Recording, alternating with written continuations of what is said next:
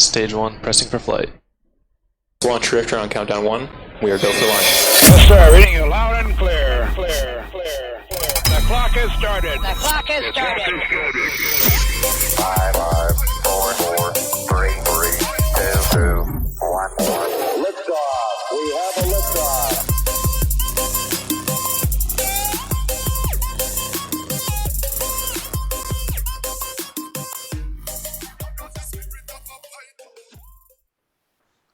Welcome to Pressing for Flight, live from the Space Coast, where the schedule never holds. I am your host, Stephen Marr, and with me tonight we have Stephen Mr. Kegel. Hi. And we have the only one among us who's ever been to the North Pole, Matt, Mr. Jordan. Yo, what's up, guys? We also have Matt, Mr. Cutshaw. What's up? You guys are killing it in the chat right now, man. Yeah, they were going well before we started. We have Bekah, Mr. Penland. Hello. And with us tonight, joining us once again, it's been some amount of months, the great Greg Scott. Hello, sir. Hello, guys. Good to have you back with us. Thank you, sir. Oh, man, we were weeks without launches. I felt like we'd never have one again, and then we had one. And you see it playing on the left side. If you're from around here, you may have seen it in person, because, I should have put up one of the pictures I took while I was going down 528.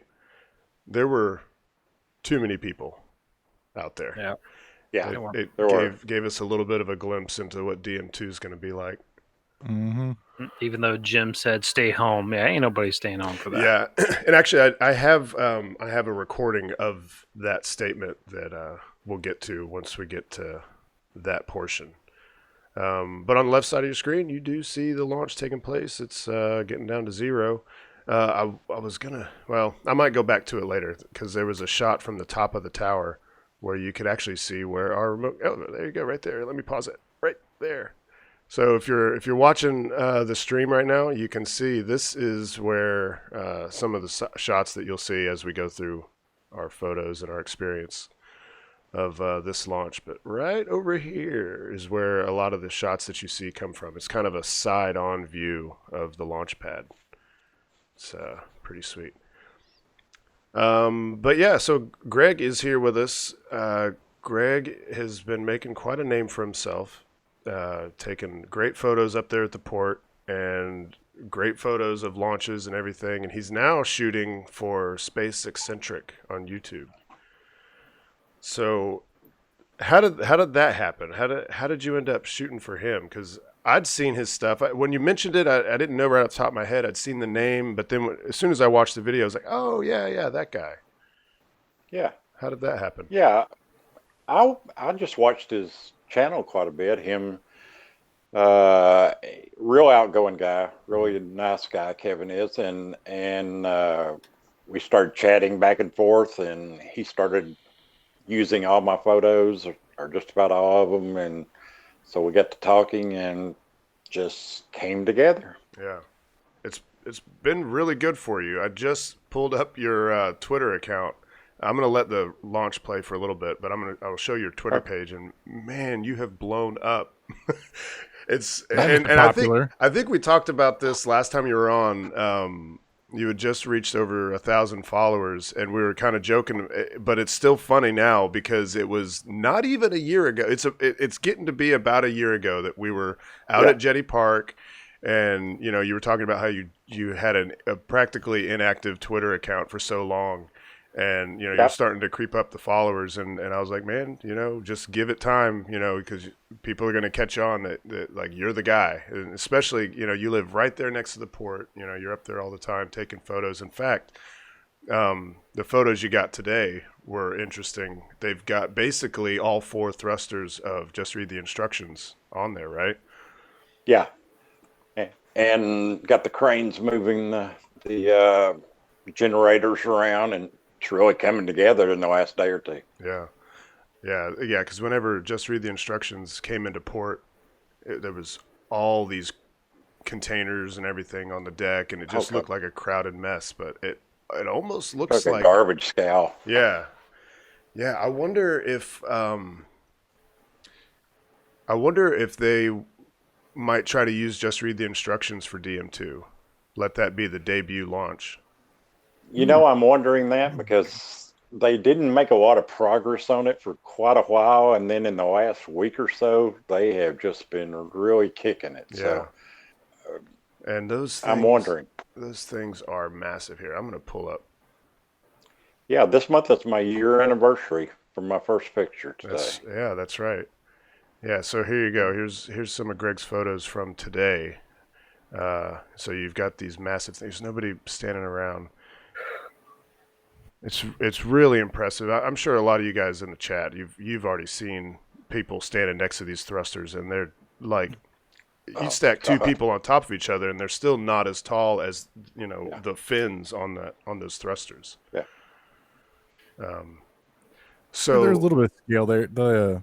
The safety rails, that's yellow. Kind of. Oh yeah, I guess you kind of. That's like 4.5 feet right high. So yeah, because those come up. I'd guess probably 20 feet, maybe. They're monsters, and the speculation is still abounding because people want to know is it going to be able to propel itself out to sea? I think so. You think? I don't know if they will, but I have no doubt it can. That'd be a lot of fuel running those generators to power them things. Yeah. Yeah. The only difference is tug it. The difference is it's not officially a seaworthy boat at this point. Right. It's not registered as a barge. Vessel. Now, to be registered as a vessel, does it have to have somebody on board? Do you know? I'd assume so. I don't know. Because it could drive itself. I mean, now I'm sure that GoQuest would still go out there with it and they'd be accompanying it. Yeah. But I wonder, man, it would have to be tethered to another vessel. So they'd need a tug anyway. Yeah, it would have to have a vessel tethered to it, and the length of tether. I mean, you can tether a vessel 1,000 yards away, and it would still be a fairly safe distance for, say, a rocket landing on something. Yeah, I want to see him put a steering wheel on the front of it. Just have a little guy pirate ship one with the Gordon's fisherman outfit on, a skeleton with the pirate hat. Yeah, holding on the wheel. Put Elon out there. Let him drive it. He probably would. He wasn't doing 4,000 other things. Right. Okay, so here, for those of you watching, spaceXcentric, make sure if you're not already subscribed. Wait, I just subscribed. Subscribe again. Thank you. Let me see. Same with Preston Flight. Subscribe. Okay, there you go. Okay. It just hadn't refreshed. But yeah, great videos, news, and also I think he streams during launches, right? Does commentary and stuff. Yeah, lots of videos. It looks like he's doing a video every week, ish. Yes. Because you got one 2 weeks. No, every week. Every week, yeah. Once a week, there's a video that comes out. And he's a great guy. It really is. Really nice guy. And he's up over 100,000 subscribers now, so he's serious. Oh, and I wanted to... Oh, you know what? No, I'm going to wait. Okay, so what I did, whenever we were doing camera pickup, I took a little video, and afterward, as I was editing it, I was like, this is a really terrible video. Because I had I don't know, I think I'm a photographer first, and I do like doing video, but I feel kind of awkward when I'm doing video, especially if I want to talk to the camera, and also when you're doing camera pickup, I'm never really sure how they feel about you getting footage of afterwards, because we're here for camera pickup. We're not here to get photos, and sometimes you do see people taking photos of the launch pad with the rocket gone. But anyway, so I took this video of camera pickup and I kind of chopped it up into something that might be interesting to people that have never laid remotes before. See what we got.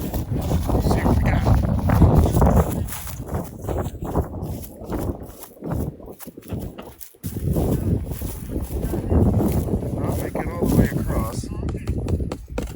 But the camera still fires. Okay, that part right there, if you heard, I said it didn't make it all the way across. I'm talking about my slider here because I did a sliding time lapse. Let me see. You can kind of tell right here. It should have slid all the way across this slider.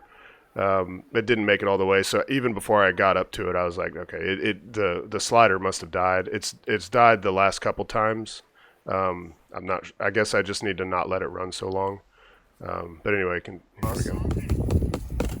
But the camera still But that sound fires. right there is what every photographer looks for. You get to your camera, you tap it, make sure it's still firing. Quick.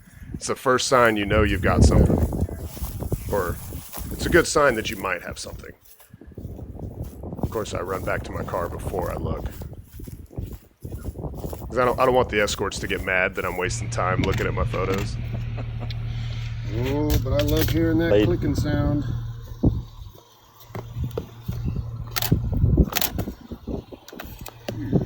Turned off.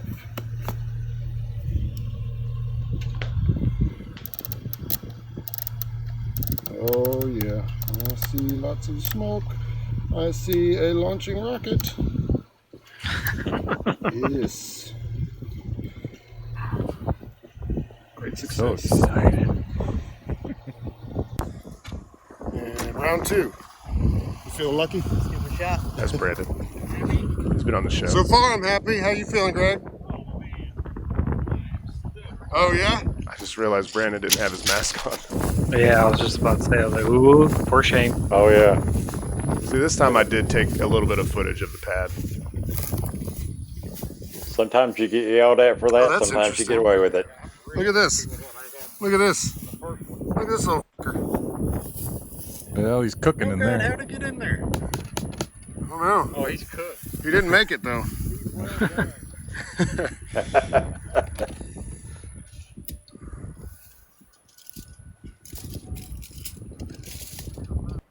All right. Poor guy. Poor little fella. Oh yeah, your little bee. Yeah. I think he got. These are Yeah. going to be under. He's dry roasted. Yeah. Got solar roasted. You threw away perfectly good protein. He didn't throw it away. It's still there there. they are. Oh yeah. Oh, that's going to turn out nice. That's 2 for 2. And then you go home and you do a little editing and you come up with that. Definitely doesn't look like that on the back of the camera. I saw that myops there. No. I still need my cable back. Yeah, to, I was actually digging. I was trying to find a cable the other day when I was getting ready for a remote setup. So I was digging through my bag and I pull one out. I'm like, oh, I've got Kegel's myops cable. It won't fit mine. It won't fit my camera. So you can definitely have it back. There's no trying to keep it at all. It's no It's been good. like 3 months. I haven't been able to test if I got it working again. Oh, okay. So you got it actually power on. Yeah. Okay. Well, that's good because at first you thought that it was totally ruined. Just left the battery out for a while and plugged it back in, and then it fired up. Yeah. So those engine shots, when you first get to your camera and you look at the review on it, it's hard to black. know. It's all black. Yeah. It's just black. You're like, I don't know. It's like, I've got like 50 shots on here, and you just keep rolling and rolling, going back and back and back. And then finally you see some light. Yeah. Yeah. I love the long range ones because you can always see. Yeah. But the engine shots, nothing but black. Yeah. Yeah. Nothing. Yeah. With the engine shots, you may have, I don't know, 10 frames, depending on your shutter, or not your shutter speed, but like your fire rate, your frame rate. Now, I don't know how your camera does, but mine, I can get with my Canon 60Ds, which are the two that I lay out at the pad. I think I've held it down at like the fastest, high speed, continuous, and I think I get about 16 frames before it starts to lag and starts to have to buffer. So I've started to do the continuous, but not the fast continuous. What do you do? I do too. You just do the continuous? Yeah. No, I do the middle range. It's 7 frames per second. Right. Have It'll you ever do like 12, I think, but okay I don't. before it starts buffering? And usually that's enough. Usually Oh, you're yeah, fine. that's Usually the plenty. rocket's gone before you start running out of buffer. Yeah. Yeah. Yeah. Yes. I love hearing that So- horse. I love it. I love So it. when you say the pictures are black, Yeah. am I crazy, or do I have a memory of somebody like Michael Caine or somebody saying they had a picture that was all black, but then they did something to it and found out that there was something really cool that they like? So if the pictures are black, does that mean like there's nothing you can do with them, or is there? Well, it's the way it appears on the back of the camera. Like the back of the camera, that is exactly how it was captured. Now there might be a little bit of light, but especially when you're out in daylight, there's other reflections and stuff. It's kind of hard to see exactly what's there. But these engine shots, the ones where you can see the detail in the flame, it's considered underexposed for the shot. Like if you asked your camera, like you can, on most cameras, you can do like a half press on there and it'll bring up a little exposure meter, and it's going to try to tell you how far you are from proper exposure. And when you're exposed properly for the flames coming out of the engine, it's going to say you're way underexposed. It's way too dark. And so when you get back to your camera, and I know what you're talking about because it was mine and his first time shooting Atlas V for remotes. And when he got on the bus, like I'm like thrilled over my photos. I'm like, oh man, I got some good stuff. Oh, this is great. But he's sitting right next to me and he's like super bummed out and because he thought that his camera just didn't work. All he saw were black frames. And so I think the way he figured it out, he asked to use my my little SD card reader, and he pulled his photos up on his phone and he starts scrolling through them, and then he realizes there actually were a few frames that had the rocket engines in there. It's just that because it's the cameras are triggered by sound, and that sound trigger is hearing some pretty loud sound for a long time after the rocket takes off and gets out of there. And so it's continuing to fire. There's so much noise, it's just shooting. And so that's why you'll have 50 or more frames with nothing. And so you're looking at it and you're scrolling back through all your images and you're just like, I got nothing, just got nothing but black. It looks like you left your lens cap on or something. But how is it nothing? Like how if it's continuously firing, how is it black? If you're taking pictures in the day? Because your shutter speed is so fast that it's not allowing enough light in there for it to show up on the image as, because that's what determines the brightness of an image is your shutter speed and your aperture, and ISO is also, but that's your sensitivity of your sensor. But the amount of time, and on this image, this was 1/6400th of a second. And typically at daytime, like I think my other image, my shutter speed was like 1/320th of a second. I had bumped the ISO up a little bit, but typically it's not that high. Like there's rare instances where you ever need to have your shutter that fast, unless you have something extremely bright that you're trying to take a photo of. Okay. Yeah. And then that's the other one I got. This would have been the first one that I picked up. And actually, whenever we were looking at the video earlier and I showed that spot, this is where that camera was sitting. So that camera that we were seeing that from on the YouTube video, that camera is like right up here. In fact, I thought you could. I can't see it here, but I think on the webcast of the launch, you could actually see it hanging off the rail up top there. And then let's see what Greg got. I know he was glowing after. Oh yes, yeah. I really like that spot, man. Like I like that it's I do too. It's from the side, you get the strong back tilting back. Like I hadn't really used that spot much. I'd only used it one other time before, and my cameras died. Or that camera died. So I'd never had a photo from that spot. Oh, that's a good one. And then this is his one from the crawlerway there. That's really cool. Yeah. That's you. nice. That's mighty pretty. Yeah. It's beautiful. And those are kind of, you have to make a decision. Do you want to get a great shot, or do you want to get an engine shot? Because it's two completely different settings. Mm-hmm. You just can't do both. Now, there is a little bit of freedom. You know, people talk about JPEG versus RAW, and if you're a photographer, there's really no reason to. It's not a debate. No. It's never a debate. You shoot in RAW because it gives you more editing options.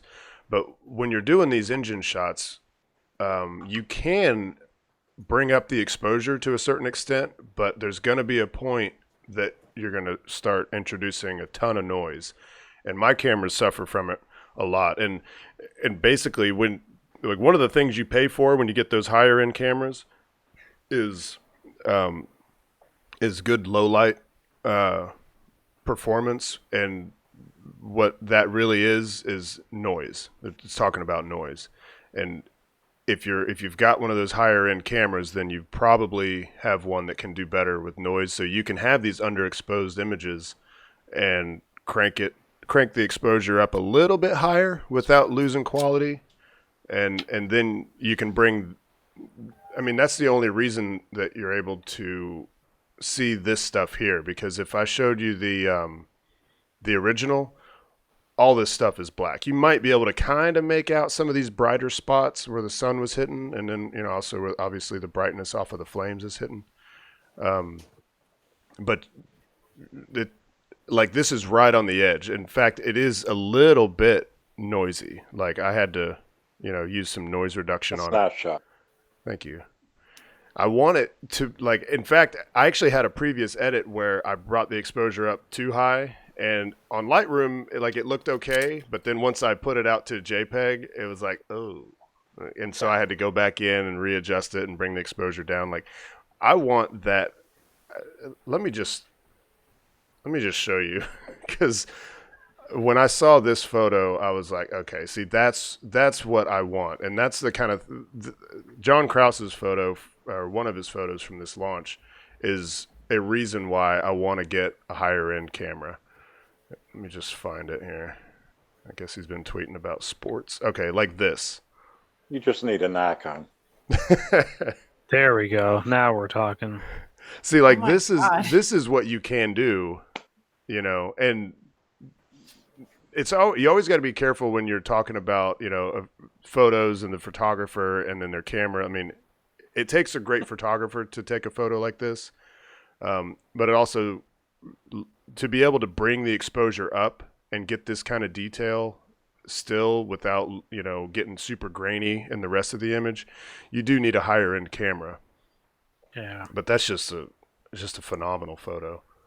That is a great photo. Yeah. And that was taken from the same, like, his camera was like, I don't know, 10 feet from mine, and he gets this. And, you know, I'm happy with mine, but I saw this and I'm like, okay, that's it. I give up. Yeah. And John shoots with Nikon. Seth, Right. Daryl. Yeah. Yeah, he does. Yeah, he should. Oh, are they talking about what he uses? Yeah. They're like, Nikon's ew. And I'm like, he shoots some of the best photographers I know. And I'm talking like professionals all use Nikon. So. And then, but Who you we also on, have yeah. the same thing with Canon. Yeah, of course. All right. It's just all They're all the preference. same. It's just pixels. Jeez. Yeah, it is. It's just pixels. And every camera company has their high end and their mid range and then their lower end cameras. So, you know, you do get what you pay for. Yeah, Oh, just we're just like picking on each other for Yeah. our gear, which is what we do. And so I discovered, because I posted this time lapse, not this time lapse. I posted my sliding time lapse last night, and somebody pointed out that they thought the most interesting part in it was when the tank was filling up and you can see the ice forming. And so I was like, well, I have the frames, I have the power. So I went and I grabbed all these frames and cropped it in a little closer. That's why it kind of looks a little grainy and stuff, because it's cropped in real close. But it's just really cool because you could see the liquid oxygen filling up the tank. And what was kind of funny, in fact, Greg's got a good example of it. Whenever we were watching the launch, and I was looking through my photos and I had one similar to this, and I'm like, now I know that booster was not that clean when I saw it a few hours ago. And of course it was just a brain fart because it's covered in frost. But SpaceX fills their tank. They start filling about 35 minutes before launch.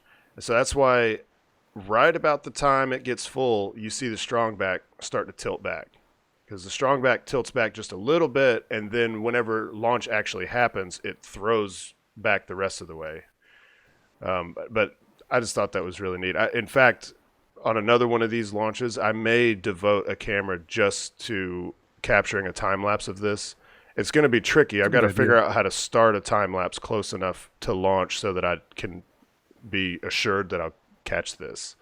But I would like to have it zoomed in closer to see this happen, and then have a faster interval. It maybe take photos like every 5 seconds or something, because these are like 28 or 30 seconds apart, and then I even sped that up some.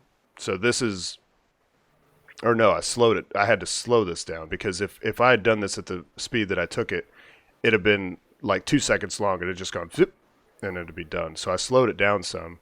But if I was to have like a 5 second interval, you could see the detail of it growing up the tank. Just how So I like there my was beard, too. there was a bunch of we were having all this discussion before we started, and I'm like, save it for the show. And what was it? We were talking about taping down your focus, and Matt says he'll never not tape down his focus again. Greg says always, and I'm like, I never do. And always stake down your tripod so the freaking rocket doesn't throw your camera 50 feet. Oh man, yeah. We did show that on that show, right? Yeah, on that man. episode.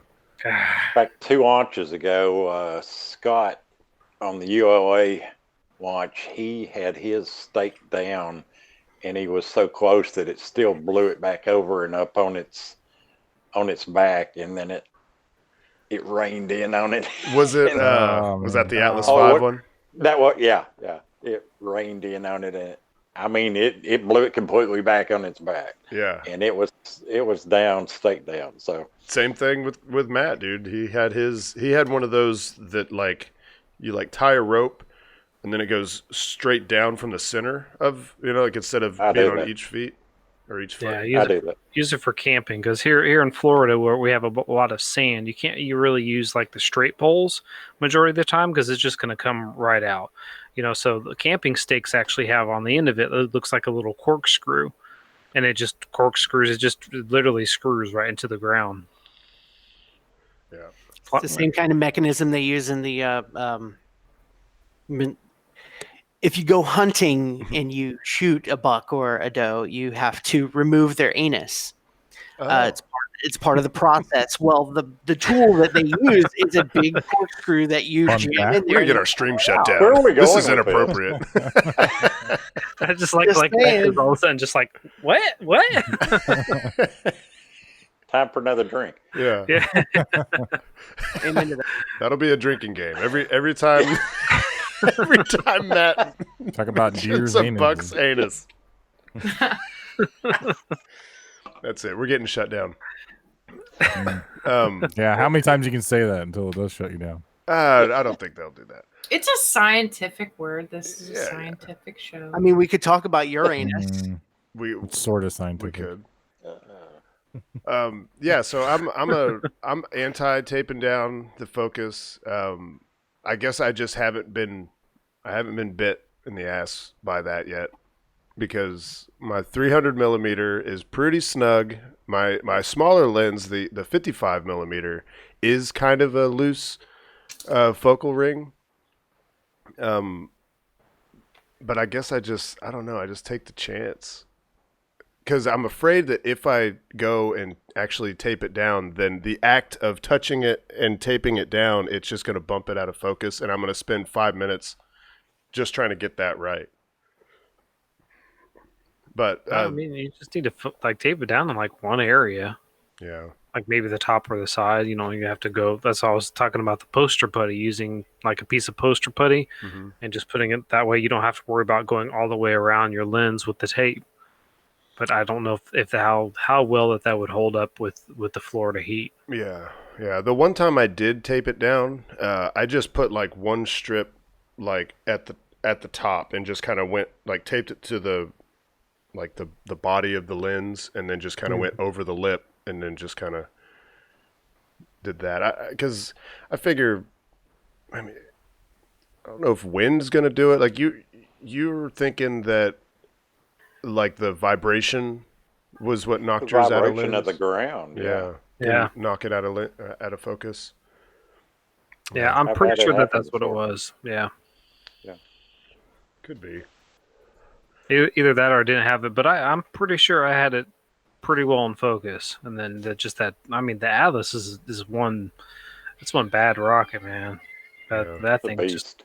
that thing's a beast, man. And It just kicks butt. You're kind of close to it. Like at that Yeah, pad, you are pretty dang close to it. Yeah, I was pretty close where I was at, so I'm surprised it didn't get messed up. Yeah.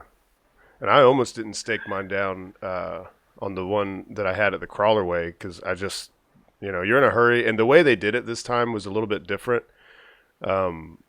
We had like groups of 10. Like everybody had to be in their own car unless you came together, which is only a few people. What's that, Matt? We have people in the chat, so Okay. right? Hey, Seth. Hey, Harry. Yeah, we have people in the chat. Yeah, it's working. I don't know. She might have to just reload it or something. For audio listeners, Matthew just warned me that his wife tried to load up the video and it wouldn't load, but it's I have all indications saying that we're good. But anyway, the way they did it this time is they just had everybody line up in their own cars and caravan out to the pad, and then they let us set our cameras in groups of 10. But they only gave us like 10 or 15 minutes. And dang. Man, that goes fast. Yeah, It's the fastest 10 or 15 minutes you'll ever see. Yeah, like seriously, man, because it probably takes a good minute just to get from your car, grab your gear, get out to kind of where you want to be, but then, you want to kind of take a couple minutes and look at the scene and see where you really want to be.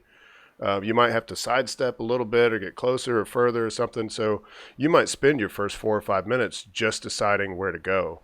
And I'm not sure I could have gotten it done if it was my first time out there. Like now that I've done it a few times, it does get a lot easier. Like it gets to the point where you don't even really stress out anymore, because you've got everything, if you use a box, everything's in the box. All you got to do is turn it all on, and you should already have it at the right settings that you're going to use and whatever. And all you got to do is aim the camera. Yep. Stake down, all that other stuff. But yeah, I almost didn't stake mine down, and I'm running out to where I wanted to plant the camera, and it was like really windy, and I'm like, oh no, it's going to get blown over. I had to run all the way back to my car, grab my stakes. It wasn't on purpose. It was just, you're in a hurry and forgetful. But there was one time that I didn't. I've got stakes zip tied to each leg of my tripod. Oh. Yeah, they're just zip tied, and I just pound them in. Because you can hear Greg on the bus. All you hear is clang, clang, clang, clang, clang, clang, clang. And there's Greg. All right. Any more photography talk, Bekah? Yeah, I've got loads to say. No, all my questions have been answered. All right. But there is still some news, some Starlink news. Well, I guess this isn't specifically Starlink, although it was the last Starlink. But somebody asked Elon on Twitter, so we finally have our answer about why that one engine shut down on the last Starlink mission. Did you guys see that? Mm-hmm. Yep. He said a small amount of isopropyl alcohol cleaning fluid was trapped in a sensor dead leg and ignited in flight. And somebody in the subreddit, the SpaceX subreddit, asked the obvious question, what's a dead leg? What's a sensor dead leg? And the way I understood it is like in the piping. You know, they have to have sensors reading various things, but those sensors, there's kind of like an offshoot, I guess, from the pipe. We need a graph. Huh? We need a graph. Do we need It's a time for diagram? Steve-O. We need a Steve-O diagram. We need a diagram. All right. Do. Steve-O diagram. It's time for a Steve-O diagram. Hang on. We what do I need gotta another do? audio file for this. Do what? It just We might need go a on the shirt. sound bite for this. Okay, here we go. Okay, and this time you guys can watch me. Okay, so let's say there's some piping, there's some pipes, we got pipes that go various places, they're usually shaped kind of funky. Just imagine that this is like a uniform, width. Okay, now there's going to be like sensors coming off, okay? And they're like, I don't know, they're like bolted there or something. I don't know, I'm not a rocket scientist. They protrude into the pipe. Now let's do a zoomed in. And let's say that these are all straight, and okay, and that's straight too. But you've got this little sensor right here, right? And there's a little wire coming off. But there's Are you drawing the veins on my grandma's legs? Yeah, and this is like the one hair that she has right on the side of her knee. It's really weird. With the mole. but the way I'm imagining it, and somebody in chat, I don't, let's see, maybe I should pull up chat so people, if they start yelling at me, telling me I'm totally wrong, I can see it. But the way I understand it is like as fluid is going through, a little bit of that fluid has to come this direction, and I think the reason it's called a dead leg is because it's like a dead end. Its only purpose is to go in this way, let the sensor read it, and it continues on. Or maybe it doesn't. I don't know. But he said that there was a little bit of isopropyl alcohol left in there. And that makes sense to me because it'd be like sort of a crevice that would be kind of hard to get to. Although, I don't know, these sensors probably can be popped out. So, I don't know. There might have been heads rolling over this. Maybe they weren't thorough enough in the refurbishment after the last flight.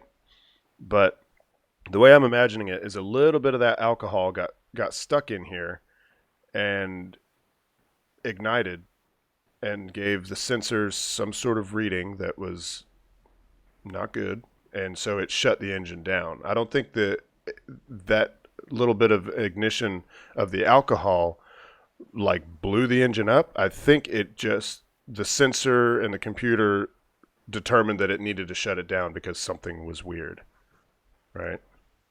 Does that make sense to anybody else? Can anybody verify or dispute anything that I've just said? Yes, it's all true. Yes. I mean, it would have to have been a pretty good amount of alcohol because if not, it would have just evaporated. You would think, yeah. So maybe it's Once it's sealed into a pipe, it might not. Right. That's true. Yeah, that's true. Maybe it's a little more extensive, like the dead leg thing. Maybe it's a little more that comes off. You know what I'm saying? Does that look right, Bekah? Yeah, it looks better than the first one, but not by much. They're both very accurate. You're improving. Draw about 10 more. Hello. Go to the doctor, get that mole looked at. It's growing. I'm skull Put badly. some happy trees in the background. Yeah, so that's my understanding. Just reading comments on Reddit, I think that's kind of what happened. I'm not seeing anybody yell at me in chat, although they did say that the stream is working, so that's good. They might have fell asleep. They're very quiet. And also, if you haven't already, you need to go and read this NASA spaceflight article that. Hold on, I'm trying to. Okay, that Chris Gebhardt wrote, because like it gives a lot of your typical information about the flight. One, that with this flight, it makes SpaceX the leader in currently flying rockets, U.S. rockets. Like they now have flown more. The Falcon 9 has flown more times than any other operational U.S. rocket. I can't remember what all time. Do you remember Anybody? Matthew? I feel like you might have come across this. It might even be in this article. Well, if it's saying U.S., then Soyuz has been flown since the 70s, so it's that would definitely be the most flown rocket. Yeah, Since it's a whole system. right. And there's a lot of different variants of the Soyuz. I don't know if that's fair. Yeah. But anyway, the thing that is really interesting is he went into this deep dive of all the Starlink launches and where they are now. So for 1010 A and B, they're on orbit, but their altitude's being lowered. There's some speculation that they might deorbit those. They probably weren't intended to be a part of the final constellation anyway. You're on that. I'm on what? Oh, no, I'm saying you're right. You're 100% yeah. correct. But yeah, it's just cool. The first one, there's one that's been deorbited, one that's lowering their altitude. You've got 38 at their destination orbit, which is 530 kilometers. You got 12 that are lowering their orbit. I think some of them are going to be in a lower orbit, right? Do I have that right? Like some of them are going to operate at 530 kilometers, and then some are going to be somewhere lower than that. So the way they're building this is it's 8 shells of different orbit heights that will encompass the globe, and they're going to use different communications, like actual frequency bands at different heights that they work better at. Ah, that's cool. Looks like the second batch, they're all at their destination orbit. Yeah, so I'm not going to read this whole chart, but it's really worth a read. I know, a lot of the people that would watch or listen to this show probably are already following NASA spaceflight. But if you've missed this article or something and you're into the Starlink stuff, definitely go and check this out. It's on their main page right now. I don't know how long their articles stay up on their main page. It's not the top thing, but it is. It's on the main page. The other interesting tidbit about Starlink. Well, first, Elon's going to be on the Hack Club show. Is it a podcast? It's a Ask Me Anything, and it is a live stream. So it's a show of some kind. I've never seen it, but I'm going to be watching or listening to this one. But he's challenged them to hack Starlink. Yeah. And the Tesla mothership. I don't know what that means, but anyway, so, Viv, who she's on a podcast that has interviewed Elon Musk, so that's another one. If you haven't seen that, search around. You can see see her Twitter handle right there. But he said that the private beta begins in about 3 months for Starlink. Oh. Yes. Yeah, maybe we'll actually get some stats of what it does. That's so what that little squiggle means, approximately? Yeah, approximately. Yes. And let's see, 5 points for anybody in the chat that can tell me what that little squiggly sign is called. Anybody in the chat? Yeah, because I figured one of us is going to know. Probably one of them is going to know too, but you got to engage. But public beta in approximately 6 months. And I wonder what it takes to be a part of that public beta. And if it's free. NASA world is free. Huh? Yeah, I don't know. I know. It's not going to be free.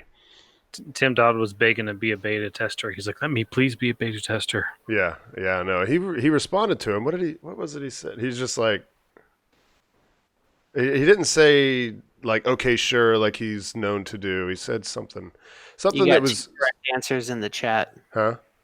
You got 2 correct answers. 2 correct answers. Is it the tilde? Yes. The tilde. It is the tilde. I don't know what that means. All I know is why it's called that. I'm going to tell a little known secret, and this is not space related. I'm sorry, but back in the day, at the pizza place that I worked at, they had this thing that you could do when a driver came back from a delivery. Whenever they checked in, it gave him the option to update delivery instructions because you might have figured something out on the delivery. It's like, oh, hey, it's the second house on the left, or some other helpful information. But we had this system, and this is horrible, and I regret this. And I told our owner this one night when we were drinking, and she did not think it was funny. But if the customer stiffs, we would, instead of putting any useful information in there, we would just put the little tilde in there. And so all the drivers knew that if you saw that tilde in the delivery instructions, you knew they didn't tip. You're going to have a bad time. Yeah, it's going to be bad. We used to put on ours stupid llamas. Stupid llamas? Yeah, that's what we used to say. If they don't tip? Yeah, or they were just hard to deal with people. Oh, yeah. Or they have a dog that... most dogs don't bite, but yipping dog. They smell the food, though. Yeah. Okay. From a mile away. Okay, any other Starlink talk? Because the next thing is not Starlink. Yeah, you've been studying up on Starlink lately. Yes. So what do you got? And what I found was they've actually put out the first research study on the darkening treatment that they put on the single Starlink, which they call the dark sat. All right. So essentially, from the perspective of astronomers, yes, it does darken the satellite. It darkens it to the point where from the naked eye, you wouldn't be able to see it even if the sun was hitting it in perfect conditions. Mm-hmm. However, from the standpoint of, I'm pointing a telescope at the sky and I'm taking a picture for 6 hours, especially or however. Long exposure, high sensitivity. Yeah. Yes. Those it's not dark enough for. So they're going to have to go back to the drawing board, essentially. And didn't he mention on Twitter, I think yesterday, that they're putting sunshades on like the 9th batch? Yes. Did you see that, Greg? Yeah, I did. Yeah. So not the next batch, but the batch after that is they're gonna have some kind of a sunshade to try to eliminate some of that reflectivity. I mean, it's just it's like super controversial. Like if you post anything about Starlink, if the tweet gets any traction at all, gets high visibility, you're gonna have people in there that are talking about how much they hate Starlink and it's the worst thing that's ever happened. Yeah. And I don't agree, and I don't think that it's because I'm a spaceflight fan. I understand the argument that it's going to disrupt some astronomy, but also most of these pictures that are taken that are showing all these Starlink satellites in the frame, a lot of those are taken within like a couple weeks or a month of launch. And once they get up into their higher orbit and they get into their final orientation, it's not that bad. They're going to be a little more spread out. Like you see them when they're clustered together and it's like, whoa, what's going on? But when they're in their final orientation, it's not going to be quite like that. Now, you will have probably a dozen or maybe several dozen above your head at any time because you kind of have to make it work. But I think once they're in their final altitude and orientation, it won't be as bad as they say. Plus, they're trying to fix it. These satellites are not going to last forever. They're not even really going to last all that long. They've made them fairly cheap because they know that they're going to deorbit, what is it, like 5 years or something that is what they'll last? 5 to 10 year lifespan. 5 to 10. Yeah. Because aren't they at like a 200 or like 200, 230, 100 feet? That's it. Not feet. Sorry, miles. Okay, what what's 530? 500 convert. Turn on invert Tron. That's what I said. Convert 530 kilometers to miles. 329 miles. Okay. All right. Well, still. I mean, some of them might be a little lower. Well, see, the space station's at what, like 220 miles or something like that. Yeah, I think so. 220 miles.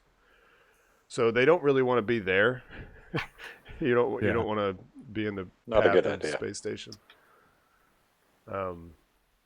What else is there?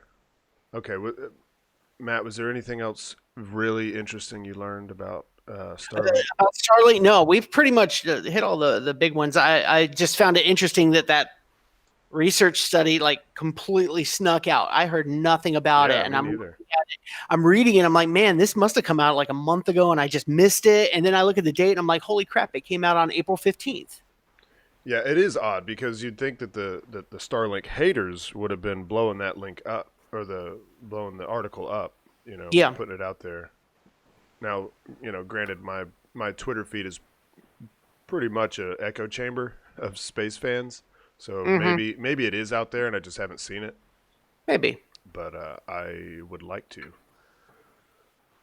So the next thing, today they did like this kind of they did a teleconference or telebriefing thing. Jim Bridenstine was talking about a lot of the things that NASA's doing to try to help with the coronavirus stuff and some partnerships that they've made. But when they opened it up for media questions, the first question was about DM2 and what their plans are, and their plans of preparation for the crew, the staff, and the public. And so I quickly recorded it as it was going on. There's no video to it; it's just audio. But I figure it's probably best to just let everyone hear it because there's a lot of tweets about it and everything. But now's your chance to actually hear what Jim Bridenstine had to say in its entirety. It is almost 4.5 minutes long, but deal with it. This is an audio program as well. Absolutely. We are very excited about launching Commercial Crew here May 27th. This will be the first time we've launched American astronauts on American rockets from American soil since the retirement of the space shuttles back in 2011. And so this is a big deal for the country. It's important for the country. This is our access to the International Space Station, which is a $100 billion investment by the American taxpayer. So we need to make sure that we have access to the International Space Station. Of course, the technology and the capabilities that are coming from the ISS are also astonishing and will have huge impacts for human life here on Earth. So all that being said, the answer is yes, we are moving forward. It is a mission essential function for the United States government to launch Commercial Crew on May 27th. We are asking people, and I would ask people that are reporting on this to make sure that this gets into your article. We are asking people to join us in this launch, but to do so from home. We're asking people not to travel to the Kennedy Space Center. A lot of the folks on the line here know that when we launch to space from the Kennedy Space Center, it draws huge crowds. And that is not right now what we're trying to do. We're trying to make sure we have access to the International Space Station without drawing the massive amount of crowds that we usually would for these activities. And it's especially important now because we haven't done this since 2011. So the crowds are probably going to be bigger than they have been in a very long time. We're asking people to stay at home, to watch from home. We want them engaged. We want them to participate. We want them to tell their friends and family, but we also want them to watch from a place that's not the Kennedy Space Center. So I think that's important. As far as the people that are working on this day in and day out, we have modified shift schedules.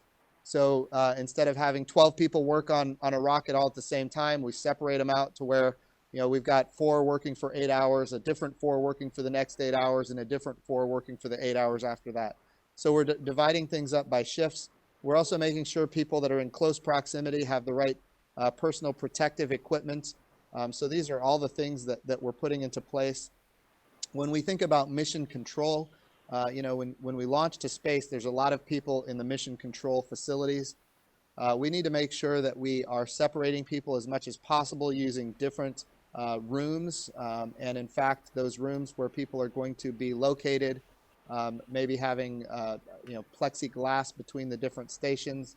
So we're looking at all the things where we can practice the guidelines for social distancing, and at the same time launch this very important mission to the International Space Station. A lot of people who are listening right now already know that when it comes to our astronauts, they quarantine weeks ahead of time before they launch to the International Space Station as a matter of normal practice. those practices are going to continue for this particular launch as well. So we don't see any risk there. But certainly we want to make sure that we get this activity accomplished. We want to make sure that we're doing it as safely as possible. And what we strive for every day, we strive to make sure that our people that are working on this project are every bit as safe working on it as they would be if they were to stay at home. It's also important to note, and I can't stress this enough, I've stressed it over and over again to our entire workforce and our leadership teams. If there's anybody who feels uncomfortable working on this project, they need to say something, and we will find something else for them to do where they can work from home or they can do other things. The last thing we want to do is make anybody feel uncomfortable working on these projects. And there will be absolutely no retribution if people do want to move on to something else. That being said, I know, as you can imagine, this is a very exciting project, and the NASA workforce is very excited about it. So we're doing everything we can to make sure that we're safe as we go forward. But that's a great question. Thank you.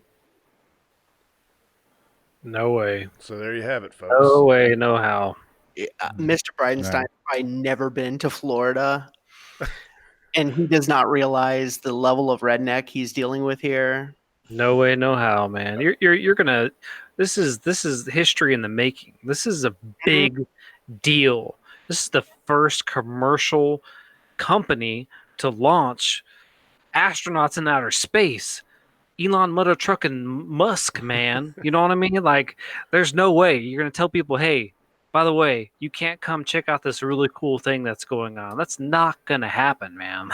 There's no way. But it's the responsible thing to say.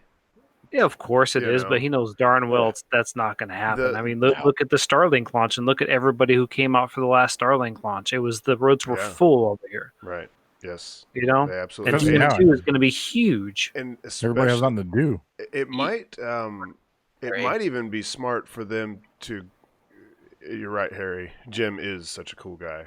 He's the best NASA administrator that I've known. Yeah. I mean, since I've been a space fan, I love him. I wasn't too excited about having a politician as the administrator before he started, but he does a great job. Yeah, he does.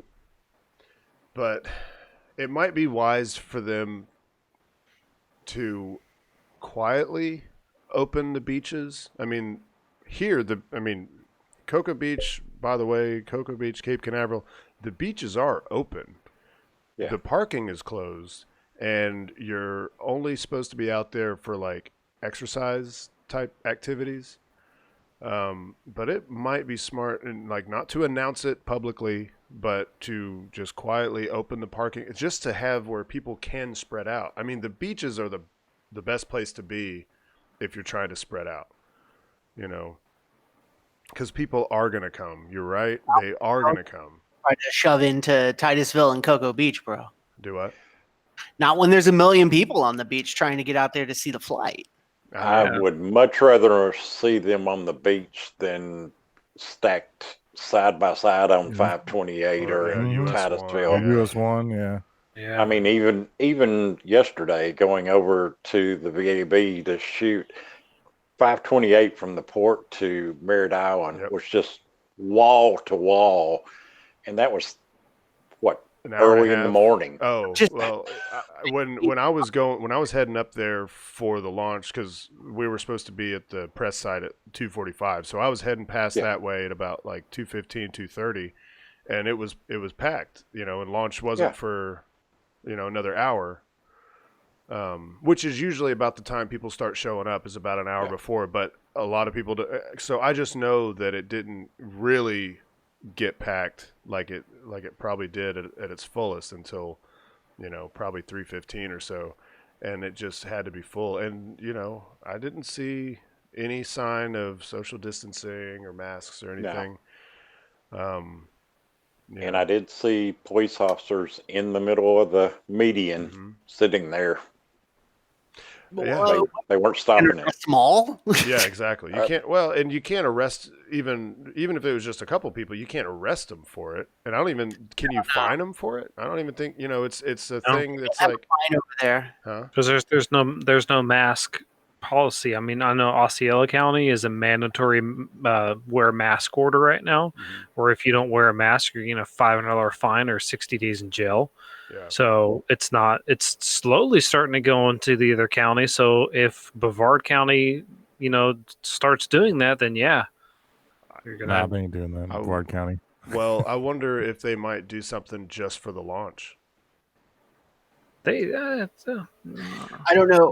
They might, but I don't know that anybody's going to pay attention to it. Right. Yeah, how could they possibly? How are they going to enforce it? Nothing to do for a month. Right. The bars are closed. All the clubs are closed. All the movie theaters are closed. There's nothing to do except for sit and watch TV, and that gets boring after about a week, right? Yeah. Ain't nothing going on. You've got a population that's just sitting at home doing nothing, and then they hear this awesome thing is going to happen. You're going to have, I'm saying, 1 million people are going to show up in Titusville. But also, we still got a month, so there's already some states and cities that are already Opening back talking up. about opening things back up slowly. I guess we've kind of hit the curve and we're going down. Yeah. So, and it's like, how leading up to any launch, like especially like if you're watching from a public place and like there's people out there that like don't know much about it, and they always ask, are there people on board? Because a lot of people don't realize that we have not launched people in a while. But finally the answer can be yes. Yes, there is somebody on top of that rocket. Yeah. and then they go, I don't believe it. Yeah. Is it the shuttle?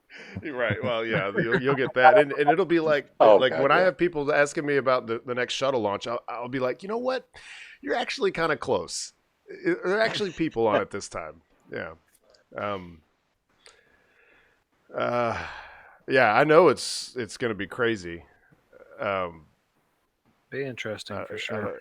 I think maybe like Daryl's in the chat, and he's saying he's like, just try to stop me from coming to Florida. Like I totally get that mentality. You've been waiting for this sort of thing for a long time. I would say if you're gonna come, like try to get creative with your launch viewing. Try not to go somewhere that everybody else already knows about.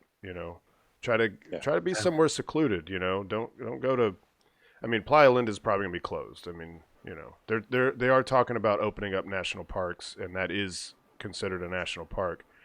I'm not sure where I would suggest. Maybe try to get.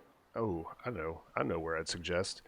Try to get a room at the Holiday Inn Resort right next to Jetty Park, and get one of those corner, or like get a north-facing room, so you can watch from a balcony and get great shots. I mean, it's I think from there for 39A, you're probably like 10 or 12 miles from the launch pad. And well, they will be launching northeast, but you'll also be up above like the tree line, so you'll be able to see it, whereas at Jetty Park you can't see anything because they've got that big hill on the other side of the water.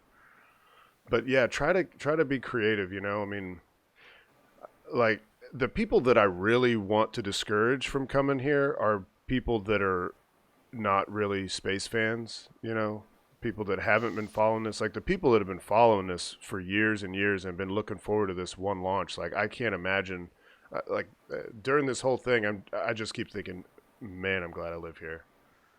Because even if it, gets real bad and, I can still go on the roof.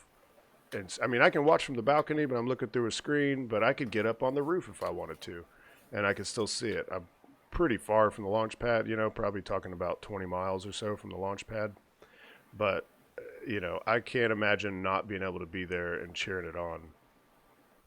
Not like it helps, your fist pumping does not help fuel the rocket. Yeah. But, yeah, they need to get that message out there to at least try to tamp down the amount of people that come. You know, because you know that SpaceX and NASA are going to have a great webcast. They won Emmys for DM1. They're going to win Emmys for this one. Yeah, probably. Yeah, it's going to be. I'm sure they're going to do a similar thing where it's like a joint broadcast because, you know, for a lot of stuff, you've got SpaceX has their broadcast and NASA has their own for the CRS missions. They have two separate ones, but for DM1, they came together. They had NASA people at SpaceX. They were working together on the broadcast. It's going to be a great broadcast. In fact, you'll have probably inside the capsule views. And I mean, SpaceX does it right. They have great coverage of their launches already, you know, so they're just going to go above and beyond with this. Absolutely. It's going to be amazing. Yeah. So, you know, probably anybody that's listening to this show, there's no way that we could possibly discourage you from coming here. And and far be it from me to do so. It's really hard. You know, it's a hard place to be in when, you know, you love this stuff. And I know how much other people love it. And, you know, just try to be responsible and try not to go to those places that everyone knows about already. What are you laughing about, Greg? I'm chatting with Daryl on the chat. Yeah. Okay, so we're at an hour now. I want to do kind of a lightning round on some of this stuff. The first thing does actually still have to do with coronavirus. There is a slight chance that the astronaut and cosmonauts that just launched may have been exposed to coronavirus. Yep. Awesome. Yeah. So there's this New York Post article about it. And from reading it earlier, it actually kind of sounds like, you know, maybe not, because even when they were close to them, there was glass. But there were a couple instances where Rogozin could be seen right next to the astronauts, and it's not that Rogozin has it. He's like the administrator. He's like the Jim Bridenstine of Roscosmos. It's not that he has it. It's that this other guy, Mikrin. Yeah, we'll just say Mikrin. Yeah, because I can't say his first name. But he has tested positive, and they flew in a plane together, sitting side by side. So there's a decent chance that, Rogozin was exposed to somebody that had it. So the question is, did he get it? And then the question is, did he give it to them?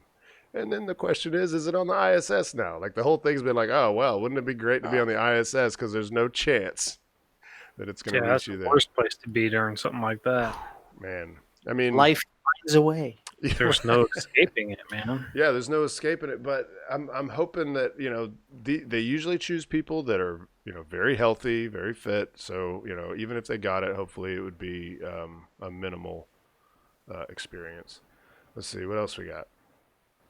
Yes, ULA is beginning their integration of the next Atlas V that's going to launch the United States Space Force 7.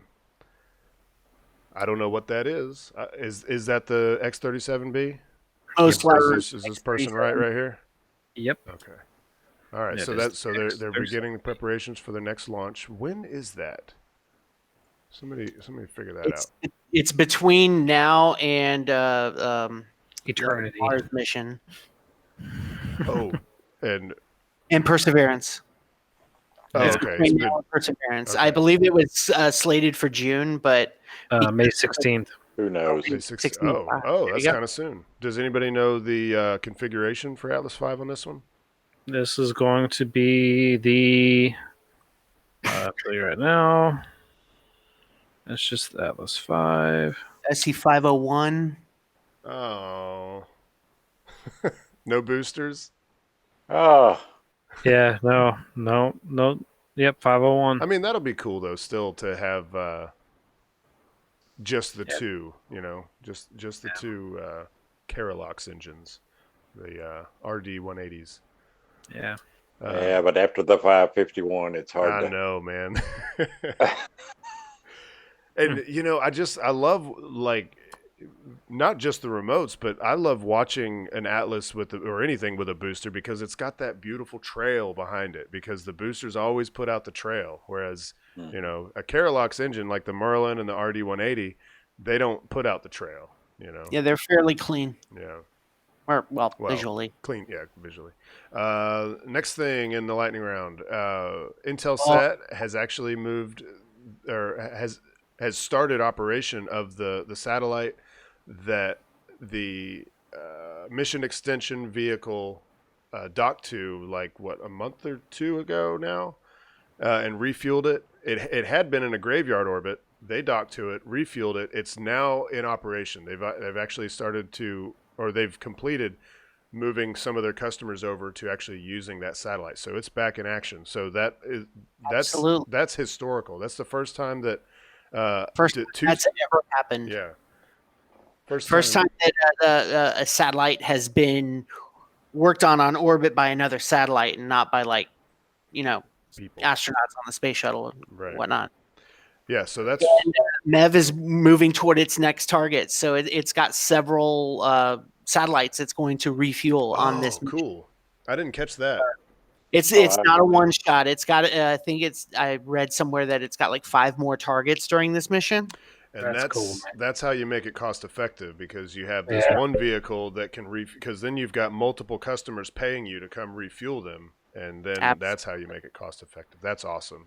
And so people, concerned about space junk now up in geostationary orbit, there's a lot. Well, there are a lot of satellites, but they're so spaced apart. They're spaced apart by 1 degree or 1/4 degree, some ridiculous. It's pretty close, but they're far enough apart so that they're not going to interact with each other. Right. And then once they die, they move them to a graveyard orbit, and that's where MEV is actually doing all of its work, is in that graveyard orbit. It's basically taking these geosats that people aren't using anymore, refueling them, getting them back up and running, and so they can go back into the normal geostationary orbit. Right. Satellites, the original social distancers. True story. Next up, Starship serial number 4 is now on the launch stand. These are some pictures from Space Padre, friend of ours, of them moving it to the launch stand. But then after that, you got a picture from Elon saying that it is on the launch stand, or on the test stand. I wonder what the spread in Vegas is on this. Huh? What? Oh, the spread on Vegas of it actually working. Not blowing up. Yeah. God, that last one was brutal, man, because it was really just a testing issue where they didn't pressurize the bottom tank and the top tank was full and it just collapsed. Okay. Let's see. Someone lost their job over that. Hey, the other one is still sitting over here in Cocoa. Yeah, it's still standing. Yeah. They did all that work on the roads to move it out of there and everything, and that is just probably just hanging not out. Happening. They don't light it up anymore at night.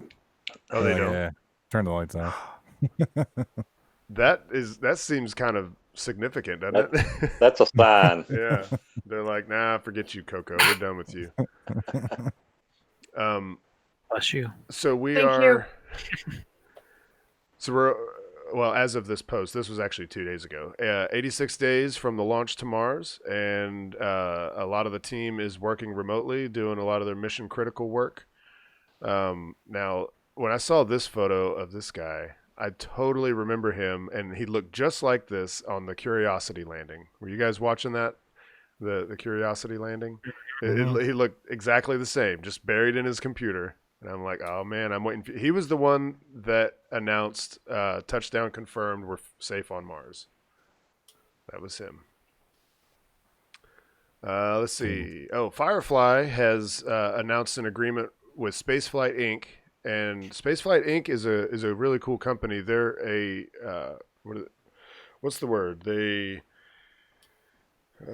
curator. They're a curator of payloads. And they have a payload deployer so that the launch provider doesn't have to deal with a bunch of different companies. Spaceflight does that for them, and they have this tricky little thing that they just put on top of a rocket. They've already made their deals with all the other companies with their little payloads or satellites and stuff, and then they launch it on whatever rocket. SpaceX has launched stuff for them. I'm sure others have too. So that's just really cool because Firefly is kind of an up and comer in the industry, but securing a deal with spaceflight is a big deal. Oh yeah, and I had this picture of the Firefly rocket, and I think this is going to be about the size of the Electron Rocket Labs rocket. Yeah, it's a smaller So rocket. it's a little boy. Not to scale on your screen. Yeah, it'll be launching from here, but yeah, It is. Okay, I couldn't remember if it was launching from here or if that was now. So Relativity is launching from here too, right? So is it Firefly and Relativity? yes. I can't remember what pads both of them have because it's been a while since I've dived into their stuff, but both of them do. Firefly is confirmed. They've already done the groundbreaking, so they definitely do have a pad here. Relativity, I'm not sure if they have locked one down or not. Now, a worthwhile listen. It was Main Engine Cutoff. I'm trying to get my podcast right. I think it was Main Engine Cutoff. Had the CEO from Relativity on talking about their company and how they're doing. So that's worth a listen. If you're a podcast listener, you may already listen to Main Engine Cutoff, but if you don't, it's a good one. Yes, correct, Harry. That they do from launch from Vandenberg as well. That is correct. And here's another one I thought was really cool. I didn't even know this was in the making, but NASA has announced that they've settled on a solid fuel design for this little rocket that's going to launch off of a Mars lander. The mission is in 2026, but it's going to have this little rocket on the lander that's going to launch off of Mars and bring samples back to Earth. So that's I was wondering how they were going to deal with the return portion of that because, like, they've had this in the works for a while. Yeah. And like, okay, so how are we going to get them back? We know how to collect the samples, but how are we going to get them back from Mars? We've never done this before, so I like they're thinking a little bit outside the box. Now, I wish that this now. Or maybe it does. This doesn't have anything to do with Perseverance, though, right? This is just this other thing, right? This will be collecting the core samples that Perseverance will be drilling out. Really? So Perseverance is caching several samples. So basically, it's going to go make piles of samples. Every time it digs, it's going to make a pile of samples. And the next lander is going to come by and pick up those samples and load them into this thing, which is going to bring them back to Earth. Okay. Oh, hello, second cable. So this is Chrome crashed on me. So how are they going to do that? This is a lander. Is it going to have a rover that's going to be able to drive off and go pick up the cache? I'm assuming so. That's kind of what it looks like. I almost thought that this part toward the back here was a ramp, right? Ramp of some sort, but that looks more like it's probably exhaust. I think it's just covering up where the rocket sits. Maybe. I don't know. Are you sure? Because this almost looks like it's its own thing, and it doesn't have anything to do with Perseverance. It might be, but I know that Perseverance is caching samples. I know that Rosalind Franklin was supposed to be caching samples, not to be doing that until 2022. But yeah, I wonder if they could just drive those samples over to this thing if they're nearby. Quite possibly, if the landers are nearby and by. Yeah, it's got to be close. Over. They're still kind of, I think they're still kind of risk averse as far as landing close to existing hardware. They are. I mean, in this case, weighing that risk versus the reward. Yeah. I mean, I can see there being a small rover to pick up samples and put them into this that attaches to this lander. Right. Yeah. And this isn't an exact. This is just a render, so we don't know exactly what's going. It might have its own little rover that's going to drive off. Yeah. What's up next? Oh, that was going to be the last thing. Let's see. What's this? Oh, that was John Krause's photo. Okay. Yeah. So that's it. I just thought this was a cool tweet. I've mentioned Jason Major on the show. We've pulled up some of his tweets before. These are just some cool photos that he found of Earth from the moon. This is in orbit around the moon. This isn't from the moon's surface. but they're just freaking gorgeous. Oh, that's cool. Like, look at that. My turn. I absolutely That is just incredible. believe the most important picture ever taken from space is the Earthrise photo. Yeah. And you can actually trace it back. Well, since yesterday was Earth Day, you can actually trace back the creation of Earth Day to that specific photo. Yeah, that's right. Yeah, that's what sparked having an Earth Day. Yes, absolutely. When you see the Earth just suspended in space, this blue marble. I mean, it's got to be the most incredible feeling in the world, and also you have to feel like an ant. Humbling. It's incredibly humbling. Yes. All right. Well, that's going to have to be the end of our show. Anybody else have anything to add? Nope. All right, Greg, we really appreciate you coming on, man. Keep taking amazing photos and keeping us all informed on what's going on at the port. What'd you say, Kegel? Everybody come follow me. Yeah, follow him. Let me pull up your Twitter again. Oh, that's a photo right there. Someday soon we'll be able to hang out at Gators and have a beer and there you go. look at a rocket. Days. It's Greg Scott _photo for anybody that can't see the screen because you're listening on audio. Greg Scott _photo. And then, of course, subscribe to the YouTube channel that he is shooting for. That's spaceXcentric. It's SpaceX, and then it's CENTRIC. Yeah. Yeah, I'm trying to get to 4,000 by the end of the month. So 4,000 by the end of the month. He's almost there.